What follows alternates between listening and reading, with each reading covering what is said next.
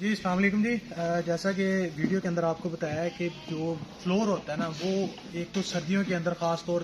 پر یہ جو 2 مہینے نکلے ہیں ہمارے، تو ان دنوں کے اندر ایک تو سردی بہت ہے، دوسرا بکریوں کے پاؤں جو ہے نا وہ آپ نے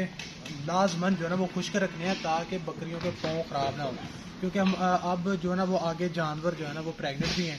اور بچہ دینے کے نزدیک ہے بالکل. تو آپ یہاں پر بالکل دیکھ سکتے ہیں کہ بالکل یہاں پر پھٹے لگے ہوئے ہیں اور شام کو بکریاں جو ہے نا وہ یہاں پر بیٹھتی ہیں، اور یہاں پھٹے اس لیے لگائے ہیں کہ بکریاں خشک رہیں اور ان کو ٹھنڈ نہ لگے. اور دوسرا اگر آپ پیچھے بھی اگر دیکھیں تو بالکل جو ان کا فلور ہے نا وہ بالکل خشک ہے، ان کا باڑا جو ہے نا وہ بالکل خشک ہے، تاکہ بکریوں کے اندر مسئلے مسائل جو زیادہ تر آتے ہیں نا وہ سردیوں میں یہی آتے ہیں کہ بکریوں کے پاؤں ایک تو گیلے ہیں اور دوسرا انہی کی وجہ سے جانوروں کے اندر مختلف بیماریاں جو ہے نا وہ آ جاتی ہیں. ایسا بھی دیکھا گیا ہے کہ بکریاں جو ہے نا وہ گیلے پاؤں ہونے کی وجہ سے بچے بھی پھینک دیتی ہیں.